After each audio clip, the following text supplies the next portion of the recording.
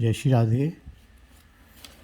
इस वर्ष दीपावली, अन्नकूट, भैया दूज के उत्सवों में भी थोड़ा व्यतिक्रम हो गया है।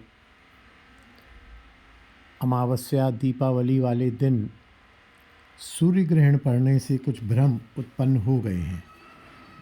फिर भी मैं सदैव कहा करता हूँ, अपनी अपनी गुरु परंपरा के हिसाब से या जिसको आप फॉलो करते हैं, गुरु नहीं भी हैं, आप किसी मंदिर को फॉलो करते हैं, बिहारी जी को करते हैं, राधा रमन जी को करते हैं, राधा वल्लभ को करते हैं, गोविंद जी को करते हैं, किसी भी मंदिर को फॉलो करते हैं, तो आपको उसी हिसाब से ये व्रत और उत्सव मनाने चाहिए। दूसरा अपने गुरु परंपरा से मनाएगा, इसमें भ्रम नहीं होना चाहिए, संशय नहीं होना चाहिए कि दो क्यों हैं। मैं तो कहता हूँ 4 दीपावली होनी चाहिए। आज आप मनाओ, मैं आपके घर आऊँ, कल मैं मनाऊँ, आप मेरे घर आओ, परसों कोई दूसरे वैष्णव मनाएं, हम उनके घर आएँ। सहजता से भक्ति मार्ग का तो भाव प्रधान है। विधि मार्ग में ये गणना, कर्मकांड और तिथियाँ, सूर्योदय सूर्यास्त है, लेकिन फिर भी हम क्योंकि अभी भजन नहीं करते हैं, हम भक्त नहीं हैं, हमारी स्तर ऐसा नहीं है, तो हमें विधि को और इन सब चीज़ों को भी यथासंभव मानना चाहिए। और जहाँ भ्रम हो वहाँ अपनी गुरु आश्रम, गुरुदेव या जिसको हम फॉलो करते हैं उसको फॉलो करना चाहिए। इस समय बहुत मत हैं, बहुत लोगों का कहना सुनना अलग अलग है। हमारी गुरु परंपरा, हरिनाम प्रेस की गुरु परंपरा, हरिनाम प्रेस के जो फ़ैन फॉलोइंग्स हैं, उनके लिए जैसा हम करेंगे वह मैं निवेदन कर रहा हूँ, और आप चाहें तो आप इसको फॉलो कर सकते हैं। 23 तारीख को धनतेरस रहेगी। धनतेरस का पूजन रात्रि को आप कर सकते हैं, दिन में भी कर सकते हैं, क्योंकि त्रयोदशी 6:03 पे विश्राम कर जाएगी। आप 6:03 से पहले धनतेरस का कोई यदि पूजन आप धन्वंतरी भगवान का करना चाहें तो आप कर सकते हैं, इसमें कोई भी बात नहीं है। 24 को चतुर्दशी है, और चतुर्दशी 17:27 यानी 5:27, 5:30 बजे समाप्त हो जाएगी, और 5:30 बजे के बाद से अमावस्या लग जाएगी।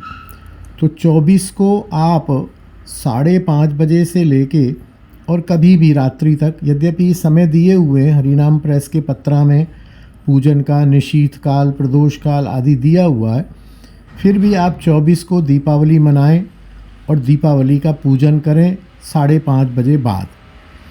25 को सूर्य ग्रहण है। 25 का जो सूर्य ग्रहण है वह लगभग, मैं आपको समय बताता हूँ,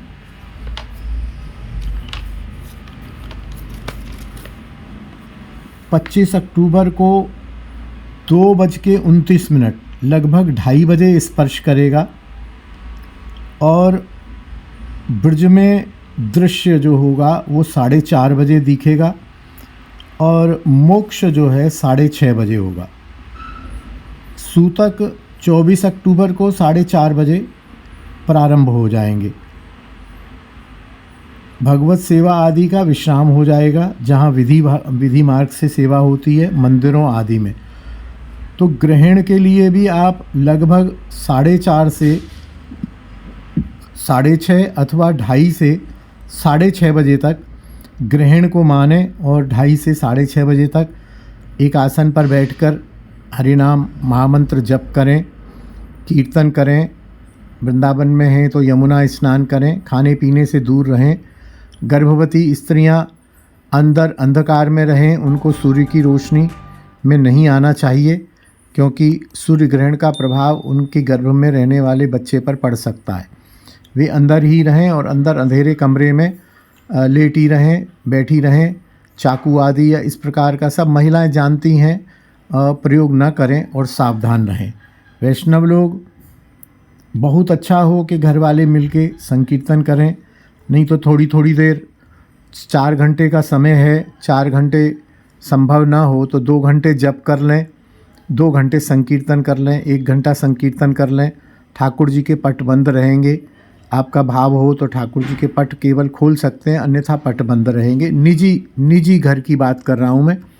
मंदिर द्वारे जो हैं, देवालय हैं, वहाँ तो पट बंद रहेंगे ही रहेंगे। आपके घर के जो ठाकुर जी हैं वहाँ पर बहुत ज़्यादा विधि नहीं रहती है, भाव प्रधान सेवा रहती है, तो आप पट खोल के संकीर्तन कर सकते हैं, ठाकुर जी के सामने बैठ के नाम कर सकते हैं।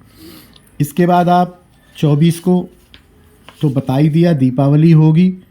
25 को ये दिन जो है ग्रहण में जाएगा। 26 को आप जो है भगवान का अन्नकूट महोत्सव 26 अक्टूबर को आप अन्नकूट गोवर्धन पूजा कर सकते हैं। प्रतिपदा है, इसमें कोई भी बाधा नहीं है। सुबह जिस रूटीन से जैसे आप करते चले आए हैं उस रूटीन से आप सुबह ठाकुर का अन्नकूट भोग लगाएं, उत्सव करें और शाम को गोवर्धन पूजा करें। 27 को भैया दूज, यमद्वितीया, यमुना जी में स्नान करें। और 27 को वृंदावन दास ठाकुर का तिरुभाव महोत्सव है और सिद्ध बलराम दास बाबा का तिरुभाव महोत्सव है झाड़ू मंडल वृंदावन में, यमुना जी के सामने ही चीर घाट पर। 27 को भैया दूज कर सकते हैं। इस प्रकार से 23 से क्रम शुरू हो रहा है। एक बार फिर समराइज़ कर देता हूँ। 23 को आप धनतेरस का पूजन करें। 24 को आप शाम को दीपावली का पूजन करें। 25 को आप ग्रहण का आदर करें, ग्रहण के विषय में जो भी आपने करना है वो करें। और 26 को अन्नकूट करें, 27 को भैया दूज करें। इस प्रकार से यह दीपावली का 5 दिवसीय उत्सव होगा, इसमें कोई भी संशय नहीं है। दूसरे यदि किसी अलग प्रकार से कर रहे हैं तो आप भ्रमित ना हो, उनको वैसा करने दें, उन्हें वैसा ही करना चाहिए।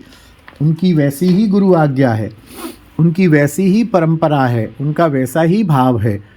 हमारा ऐसा भाव है, हमारी गुरु परंपरा और हमारा गुरुजन का आदेश, हमारे पत्रा का आदेश ऐसा ही है, हम ऐसा करेंगे।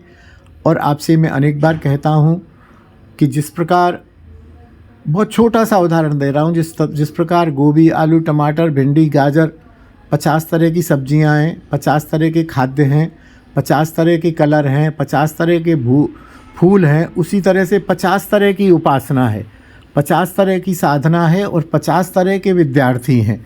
सभी साधकों को एक जैसा आदेश नहीं दिया जा सकता है। सभी, ये पीटी नहीं है कि कक्षा 3 का बच्चा और कक्षा 12 का बच्चा एक सी पीटी करेगा। हालांकि पीटी में भी विभिन्नता होती है, लेकिन साधक की स्तर, साधक के लेवल, साधक के भाव के अनुसार ही शास्त्र में आदेश दिए गए हैं और संप्रदायाचार्यों ने उन आदेशों को ग्रहण किया है। अतः अपने अपने स्तर के हिसाब से, अपने अपने, आपका भाव राज्य का स्तर बहुत ऊंचा है तो मैंने ये भी निवेदन किया कि वृंदावन में तटीय स्थान में ग्रहण, सूतक, पातक ये सब कुछ नहीं मानते, क्योंकि उनका स्तर बहुत ऊंचा है। शायद मेरा नहीं है, आपका नहीं है, मेरा तो बिल्कुल ही नहीं है, आपका हो सकता है। तो आपका यदि स्तर तटीय स्थान जैसे भाव का है तो आप भी मत मानिए, लेकिन याद रहे भजन का भाव का स्तर वैसा होना चाहिए, अन्यथा अपराध लगेगा।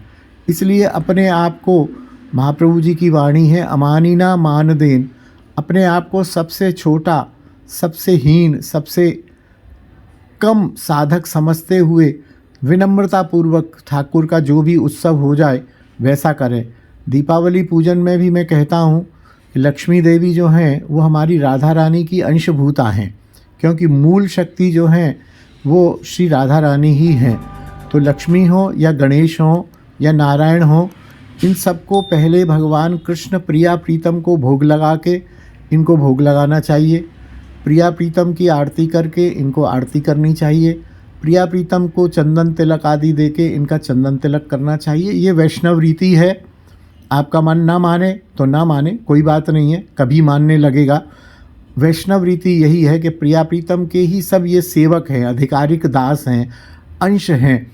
तो ये बड़े प्रसन्न होते हैं। लक्ष्मी जी को आप अमनिया भोग लगाएंगे तो वो स्वीकार नहीं करेंगी, लेकिन लक्ष्मी जी को आप राधा रानी का, ठाकुर जी का प्रसादी भोग लगाएंगे तो बहुत खुशी से स्वीकार करेंगी कि मेरे को आज मेरे स्वामी, जैसे हमारे ठाकुर हैं ऐसे लक्ष्मी नारायण के भी स्वामी हैं, ये अंश है। नारायण भी भगवान श्री कृष्ण के अंश हैं। जब अंशी का, मूल अंशी का प्रसाद उनको मिलता है तो बहुत प्रसन्न होते हैं। राधा कृपा कटाक्ष का पाठ करें। लक्ष्मी देवी की स्तुति हरिनाम मासिक पत्रिका में छपती है। लक्ष्मी देवी की स्तुति करें और पाठ पूजा करें, रोरी से तिलक करें, आरती करें, भोग लगाएं। सारी विधि वैष्णव लोग वैष्णव रीति को प्रमुख रख के, प्रिया प्रीतम को प्रमुख रख के करते हैं और सारे ही इसी प्रकार से उत्सव मनाते हैं। और वो सारे उत्सवों को देखकर हमारे प्रिया प्रीतम भी प्रसन्न होते हैं। और एक वैष्णव को चाहिए भी क्या? प्रिया प्रीतम की प्रसन्नता और अंतिम लक्ष्य प्रिया प्रीतम की प्रेम सहित चरण सेवा की प्राप्ति। इन सब आनुषंगिक उत्सवों से हम यदि लक्ष्य वहाँ रखेंगे तो इन उत्सवों से भी वो प्राप्त होगी ही। जय श्री राधे, जय निताई।